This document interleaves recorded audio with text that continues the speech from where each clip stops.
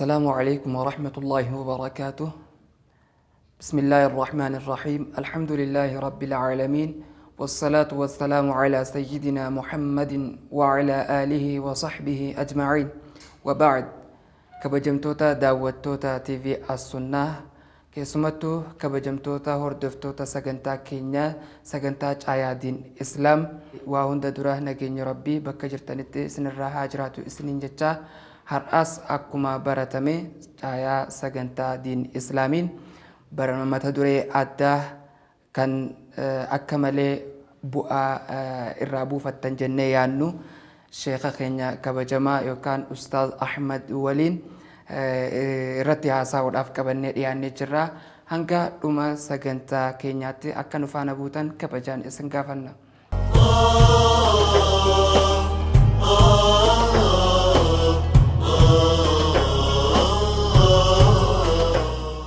Egaa sheekha jalqaba waamicha keenya qeebaltanii asitti sagantaa qophii caayaa diin islaam irratti nuuf argamu keessaniif maqaa daawwattoota keenyaatiin ulfaadhaa kabajamaa isiniin jenna. Egaa akkuma beekamu inshaallah har'a mata duree nuti irratti waliin haasofnu mata duree beekumsa malee murtee laachuun yookaan waan tokko raawwatuu fi raawwachiisuun balaa guddaaf nama saaxilaa mata duree jedhu kana irratti haasawaa taasifna. Mata duree kana irratti haasawaa kan nuti taasifnu ta'a. Asirratti shari'aa islaamaatiin waan takka beekumsa ofii malee dandeettii ofii malee waan tokko godhuu fi goosisuuf illee tattaafachuun beekumsa malee waan tokko kun akkas jaanii murtee laachuun shari'aa islaamaa keessatti hangam takka balaaleffatamu. بسم الله الرحمن الرحيم. الحمد لله رب العالمين، والصلاة والسلام على أشرف الأنبياء والمرسلين وعلى آله وأصحابه أجمعين، وبعد.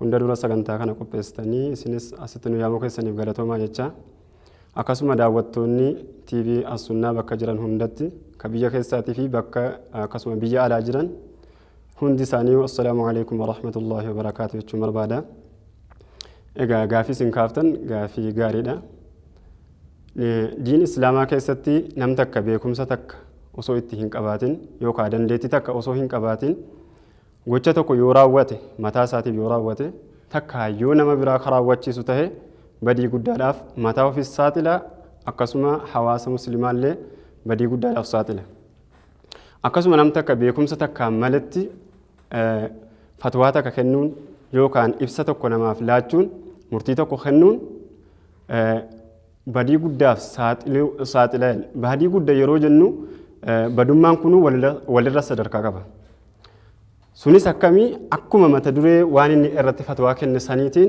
بدي داف ساتلا فكينيا في يوبا دينسون ما تدرين إجون دبي إرتي فتوى كن نارسان يو وان أكيدات الرهيوته فكينيا واي ربي تستفى ربي تخرر روته بيكون ستك اتقاباتو ملتي يو خيدي بسا وان سنتي خنوته بدي ساتلو برد دبره كفر في ساتله وفي ساتي في كفر أقسم حواس مسلمة ورا ورسور دفر لي غلافته رسور دفر سنة لي غلافته كناف بدي قد على في ساتله يجون أقسم نمتك يوكا دندتي كباتو ملتي بيكم ستك كباتو ملتي يوكا دي بساتوكو كخنوته تكا فتواتك كخنوته إفساتو خلاتو يوته عجج ربي جلابه مالف ربي سبحانه وتعالى ما ننجا ولا تقف ما ليس لك به علم إن السمع والبصر والفؤاد كل أولئك كان عنه مسؤولا.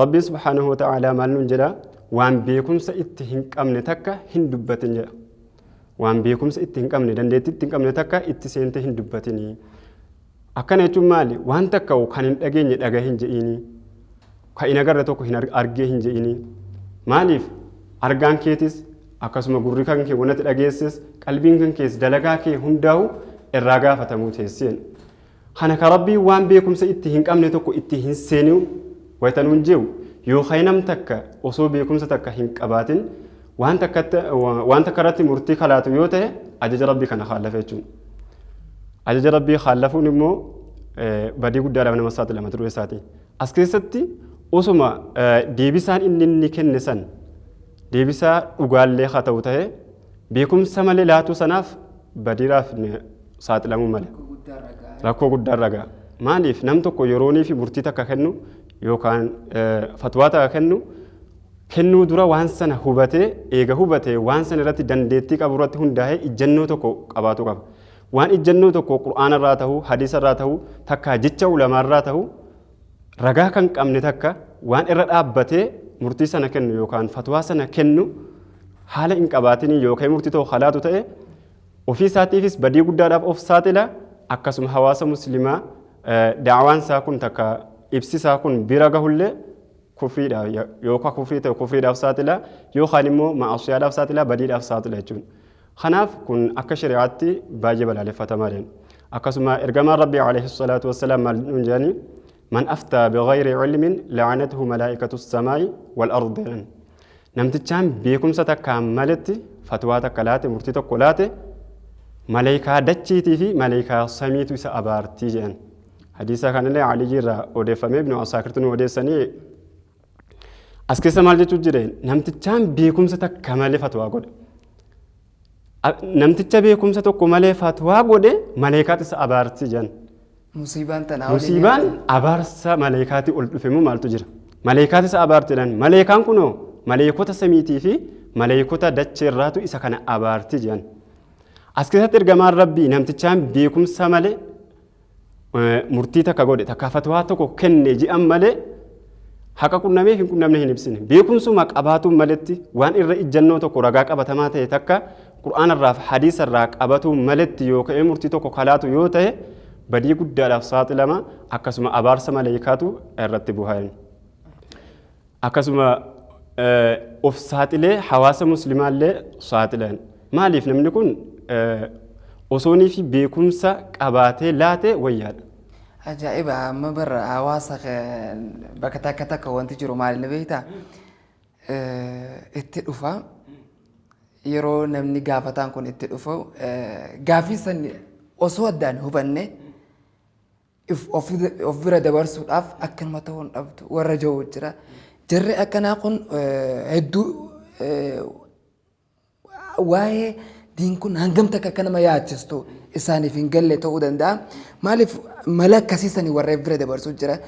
Akkasuma ta'uun dhabdu sunumaan qabdu jee laaftu tanatti shari'aan islaamaa moo laaftuun taatu wantoonni inni dubbatu hundinuu irratti barreeffamti waan ta'eef kun shari'aa islaamaa keessatti hedduu balaaleffatama.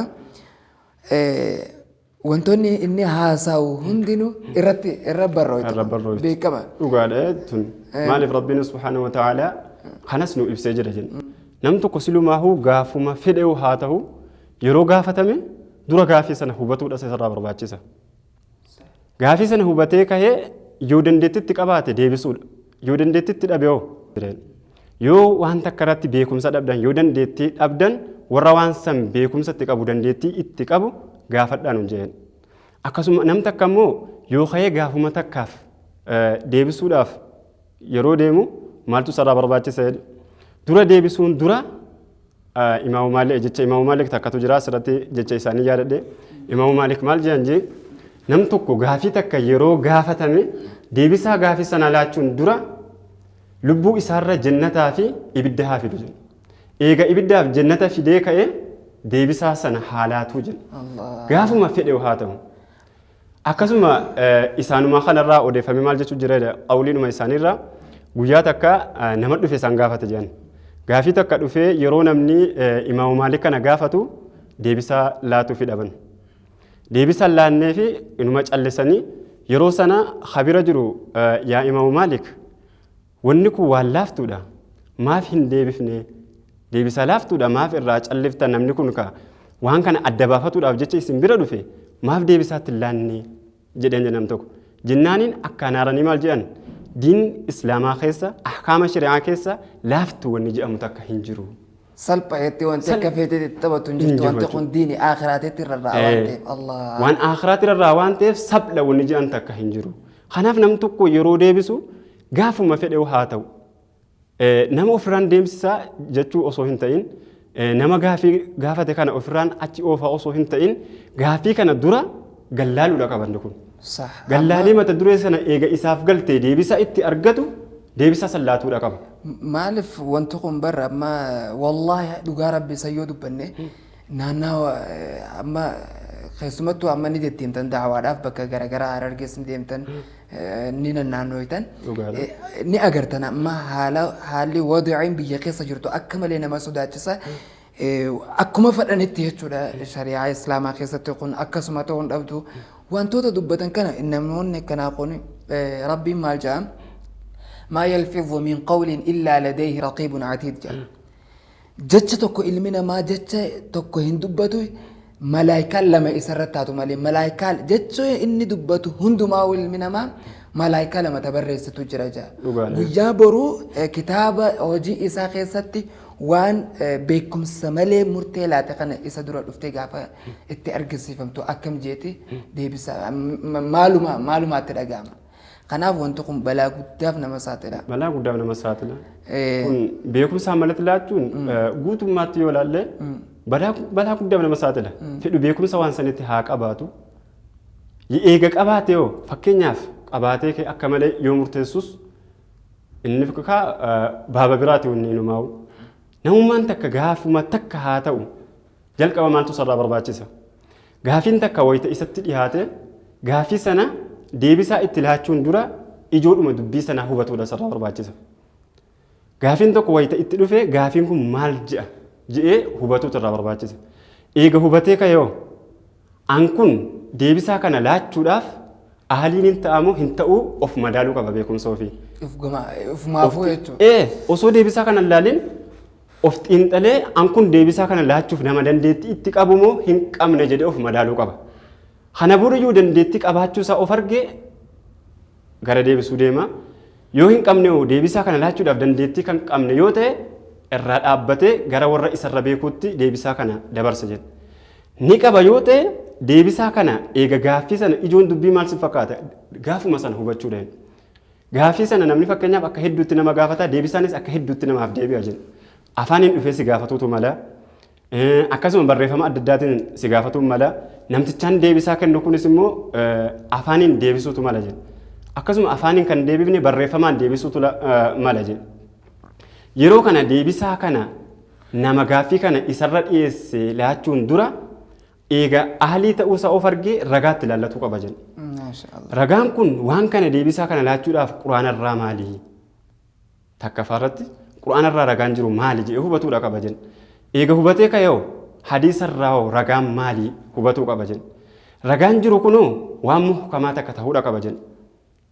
Eega muhkama ta'uusaa baree ragaa kana qabaate zaahiruma isaa laalee kennuun dura ulamoonni salafaa khalafaa akkamitti qur'aana kana fassaran hadiisa kana akkamitti fassaran jedhee dura fassaarii isaan itti fassaran sana laaluudha qaba jenna. Yoon bayinetti tarkaanfachuun qabu jechuudha. Qabu yookaan haala godee fi qotee boruuf khasaaraa irraa deebiin hin jirre. Akkuma jette maa yalfizu min qawlin illaa ladayhi raqiibun atiid jecha takka dubbattu yoo raqiibiif atiid waan ati dubbattu sana jecha sirraa bahu sana sirraa khataban malee hin taane akkana jechuun maal nam tokko jiruudhuma isaa keessatti waan inni dubbatu hunduu galmee irratti isaaf galmoofti.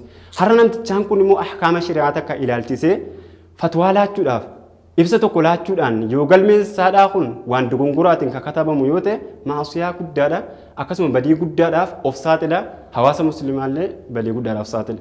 Kanaaf asirratti of eeggannoo guddaa gochuutu hawaasa muslimaa hundarraa barbaachisa.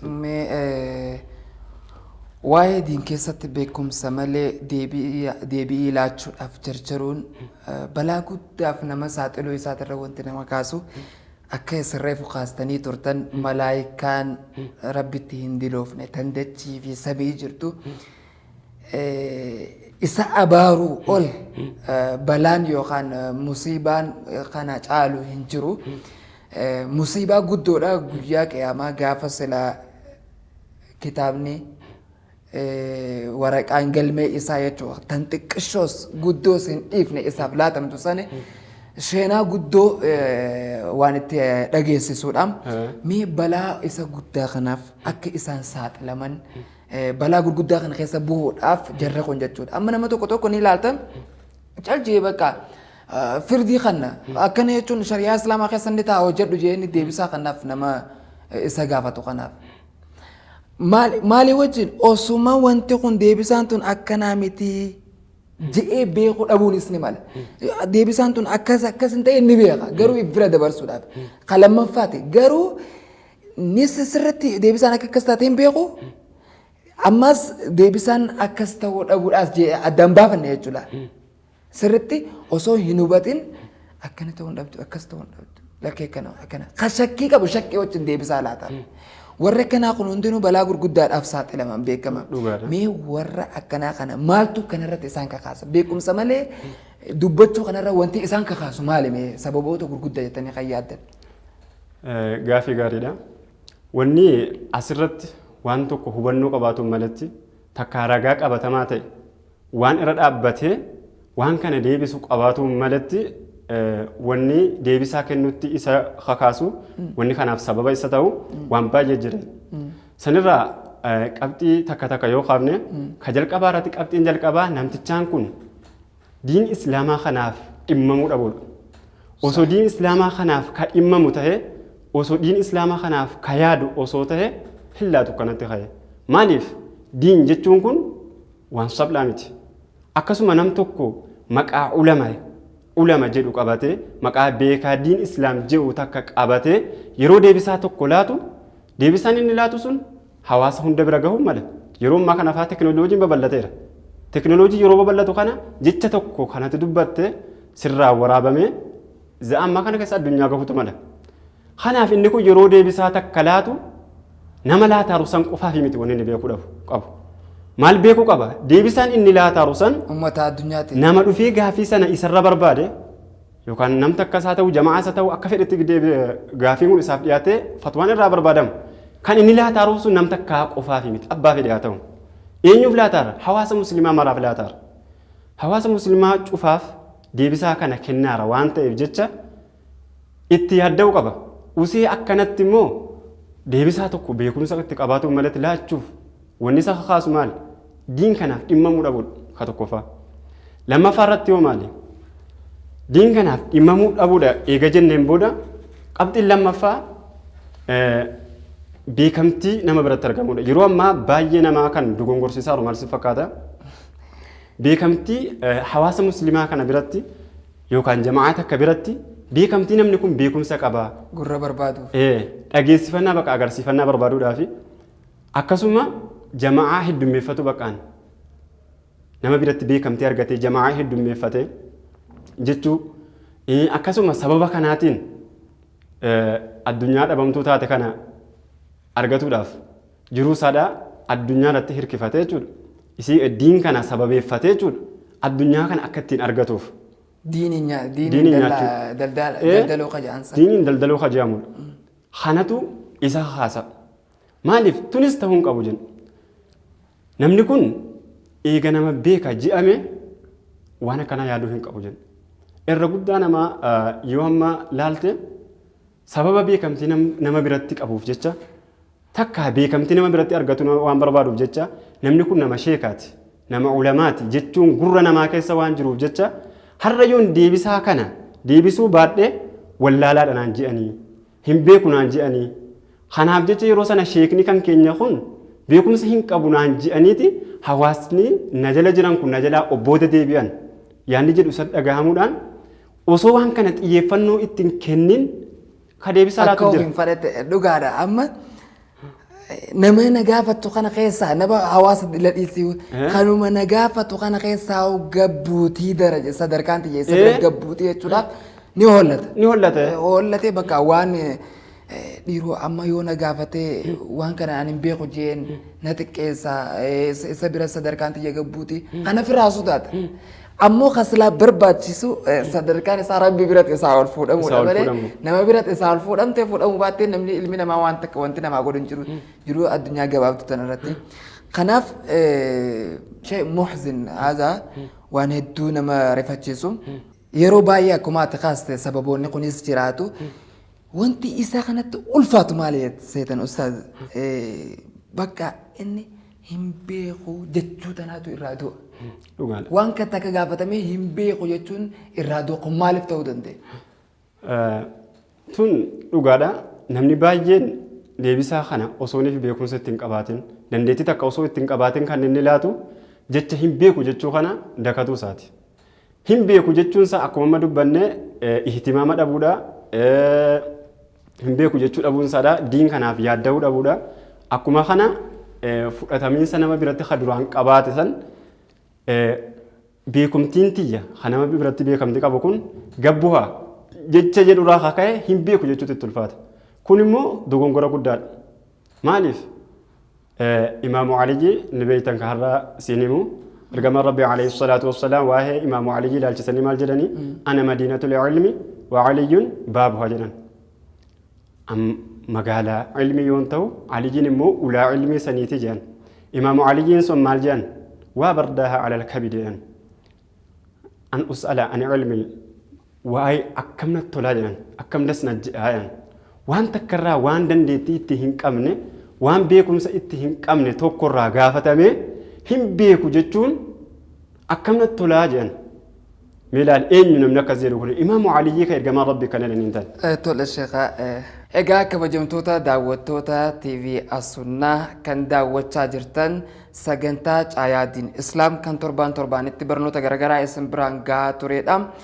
Inshaallah boqonnaa yookaan boqonnaa gabaabduu tokko fudhannee hanga walitti deebinutti hin fagaatinaa isiniin jennaa numaa waliin ta'a.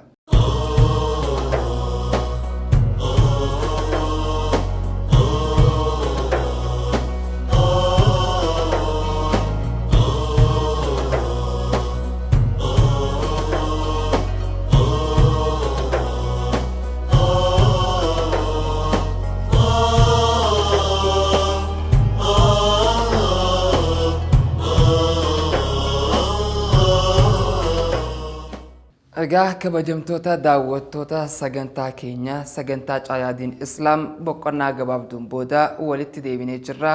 Turtiin keessan numa faana haa ta'u.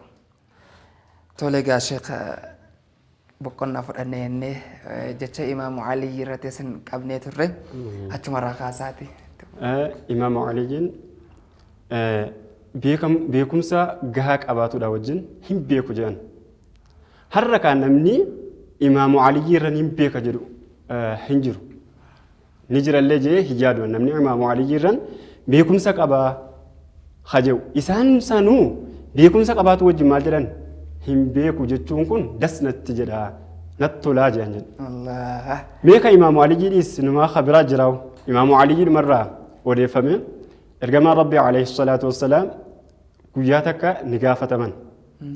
Gaafii takka namni dhufee irra caaltuun dacheedha eessa irra badduun dacheedha eessa jedhanii gaafataman ergamaa Rabbii gaafatan yeroo gaafatan sana maal jedhan si fakkaata an hin beeku Jibriiliin hin gaafadha jedhan hin beeku jedhanii beek an hin beeku Jibriiliin hin gaafadha ergamaa Rabbiiti har'a kan namni nuti karaa nuti qabannee deemnu karaa ergamaa Rabbiiti sallallahu alaihi wasallam isaan sanuu maal jedhan an hin beeku Jibriiliin hin gaafadha jedhan sanbooda Jibriiliin gaafatan irra caaltuun dacheedha eessa irra badduun si hoo eessa jedhanii Jibriiliif gaafii kana dhiyeessan jedhe.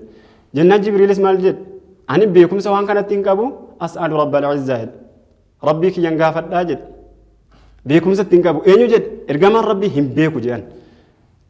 Deebisee akkasuma Jibriiloo maal jedhe hin beeku jedhe san booda rabbii waxyii buusee irra caaltuun bootaadha masjiida rabbiiti jedhe irra badduun si immoo magaalotaa jedhee buusa jedhe. Mee dubbii tana gallaalime jecha ergamaa Rabbii haa gallaallume.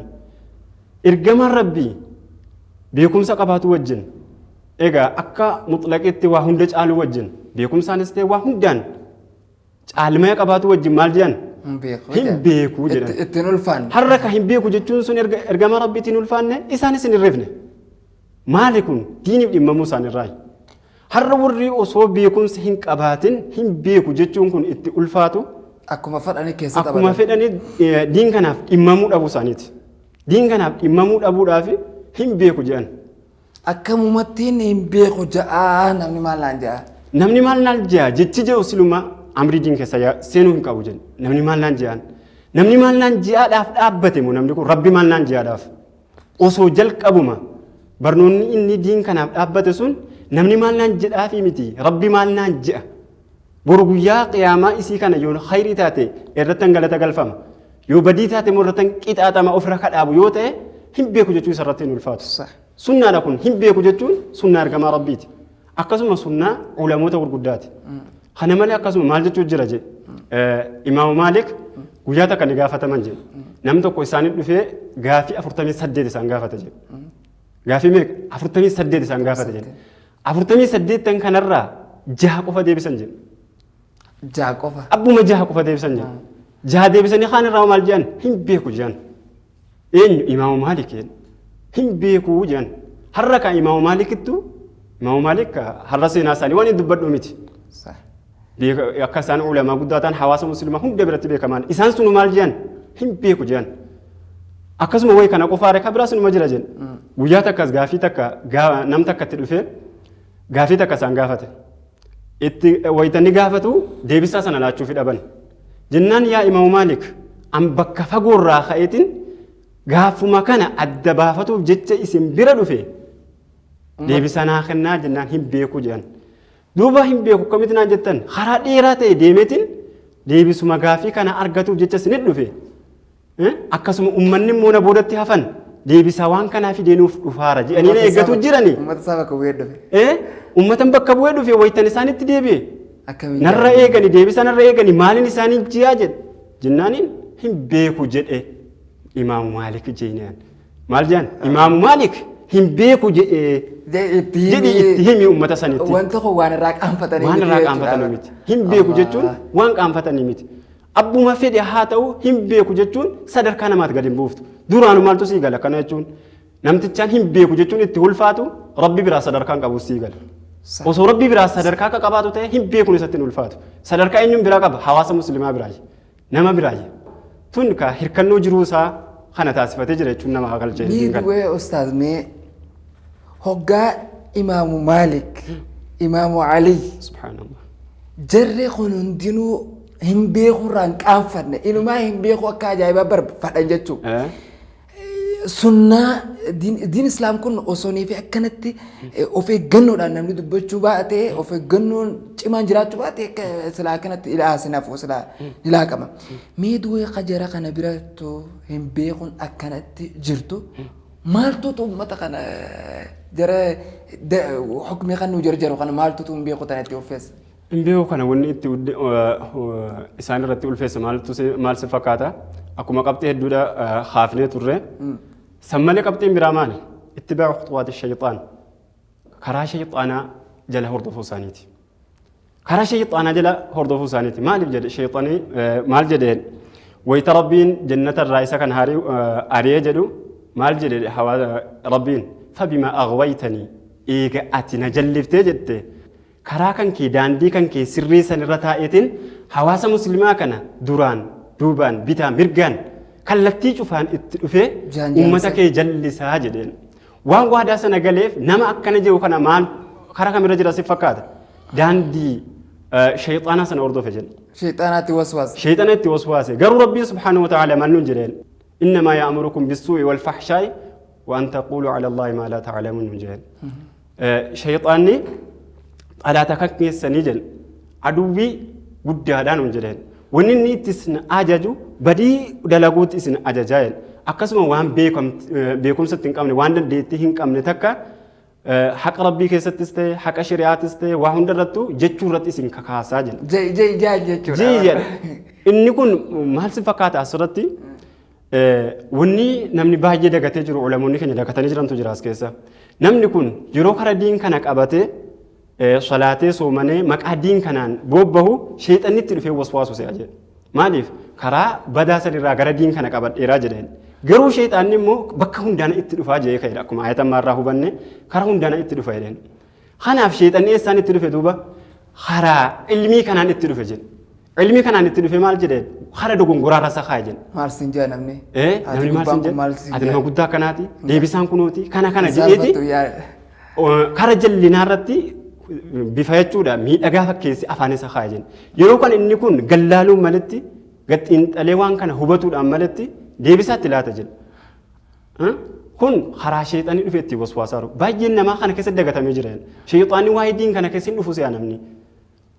karaan itti bobba'uun kana hundaan dhufa jedhe ergamaan rabbii haga dhiiga keessan bakka inni seenutti isin jala seena jecha ergamaa rabbiiti jedhe amma diin kana sababeeffatuudhaan isa kana dhufee waswaasee karaarraa isa maayisee jira kanaaf kun kana jala deemuudha jedhe akkasuma fedhii jala deemuudha jedhe ittibaa'ul hawaadha kun jedhe osoonii fi fedhii isaa jala deemuu baatee waan lubbuun isaa barbaaddu jala hordofuu osoo baatee silaa jecha kana deebisaa tokko beekumsatti qabaatuun malee takka ragaa qabatamaa takka qabaatuun maletti ibsa takka hin laatu kun immoo rabbiin subhaanahu wa ta'aalaa maal nuun jedha si fakkaata وإن كثيرا لا يضلون بأهوائهم بغير علم الرهدون نما الرجدان نما نجلتني مالين ياد سمو سانيتين يادو مسانيتين كرا حق عرا جلتني جد بيكم سكباتو داملت كنجة ربي دي كتفكات وانا ردفاني وانا اتفاقات مو دينكم كقد أبته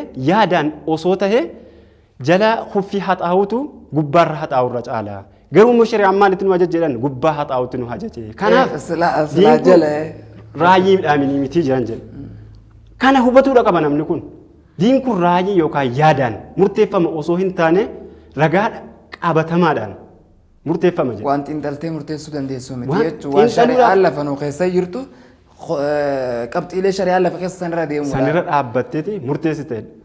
Yoommoo sadarkaa fakkeenyaaf sadarkaa ulamaa ta'ee mujtahidaa yoo ta'e sun kan sadarkaa mujtahidaati warra mujtahidaa hoo akkanatti isaan deebisaa willaatanu jedha.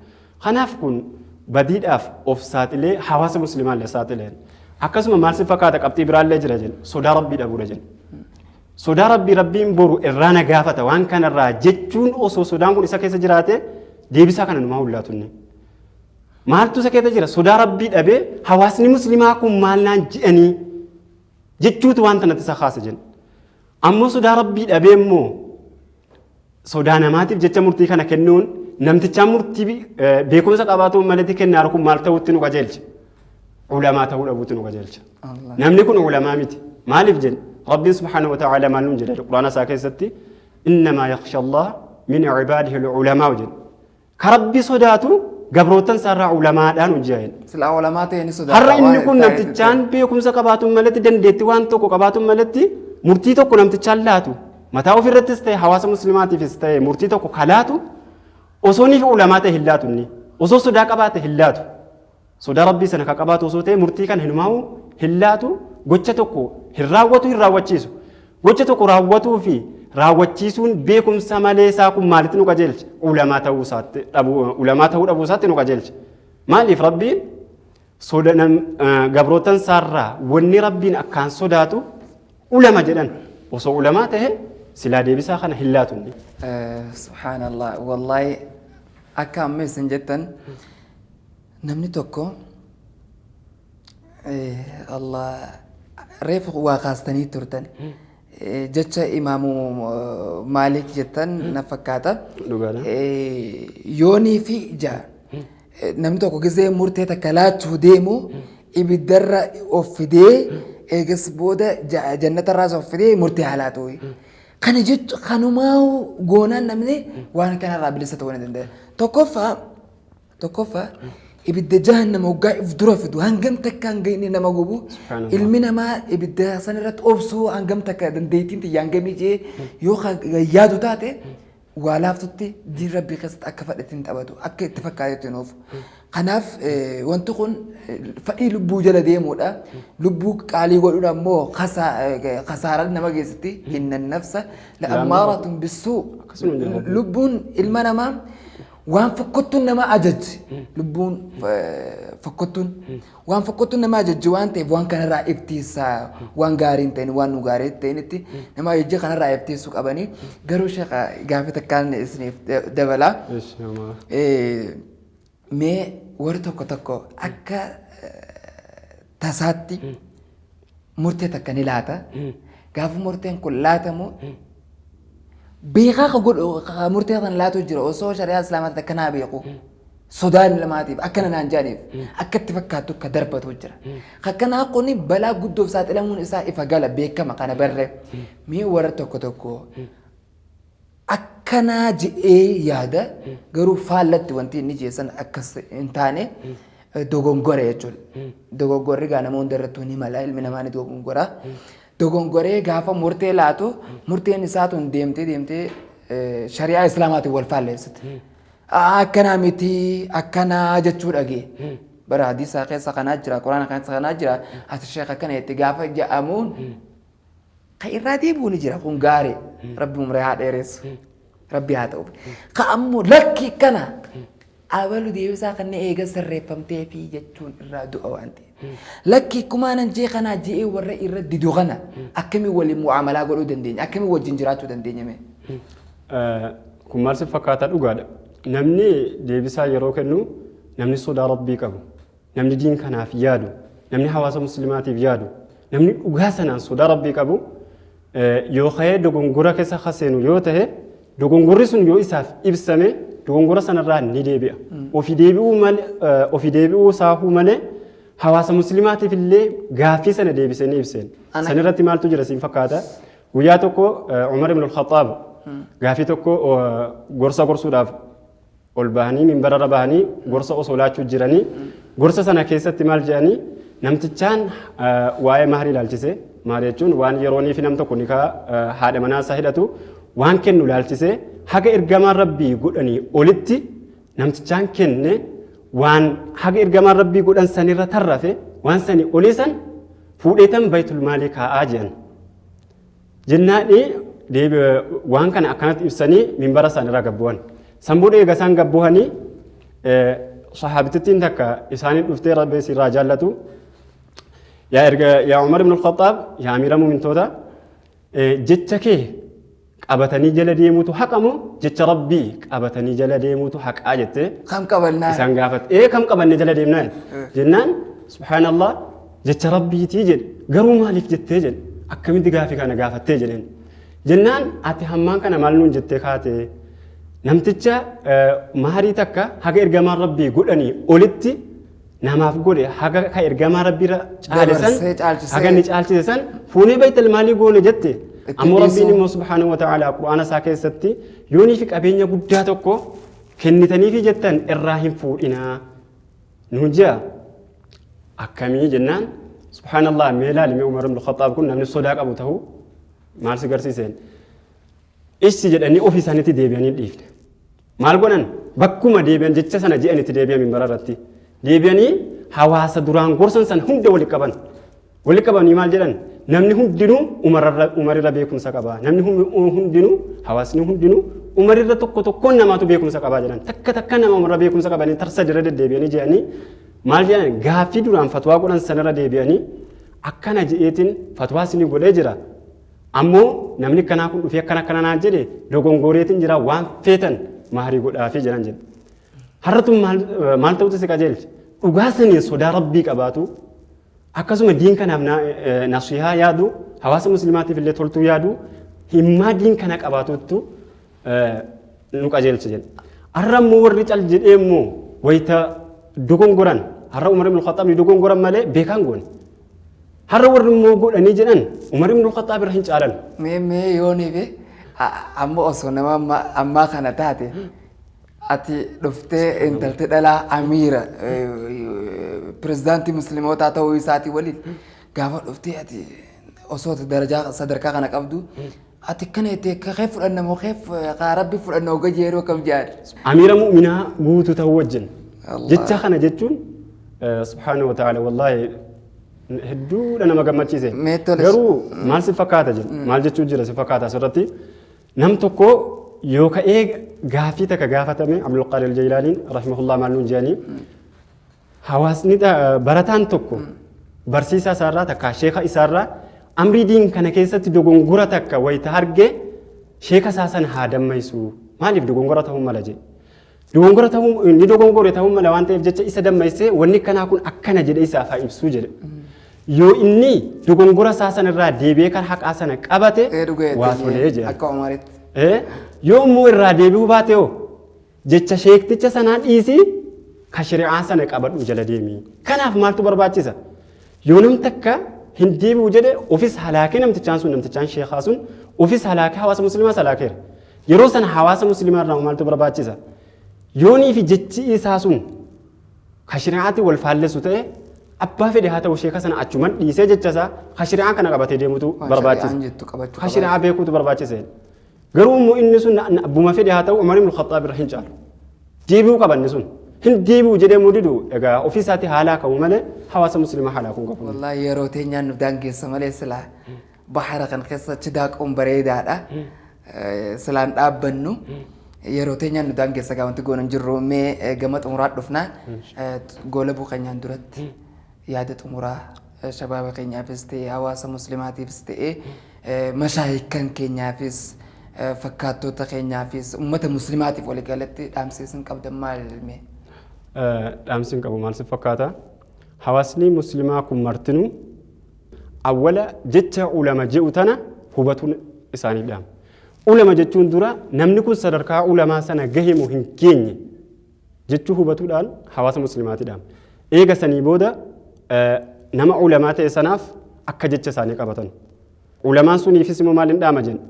Gaafuma fedhe haa ta'u ulama yeroo hin jedhu beektota jechuudha. Gaafuma fedhe haa ta'u yeroo gaafiin tokkotti dhufe dura akka inni deebisaan laanne.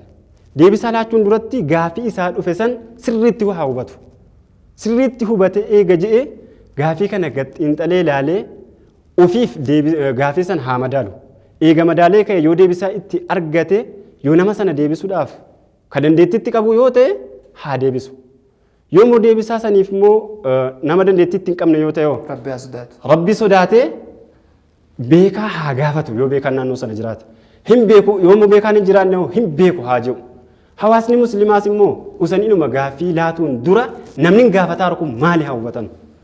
Namni gaafii kana gaafatamaa jiru eenyu hubatanii waan kana deebisuu ni danda'amu hin danda'u sana hubatanii akka isaan gaafatamu isaaniif dhaama.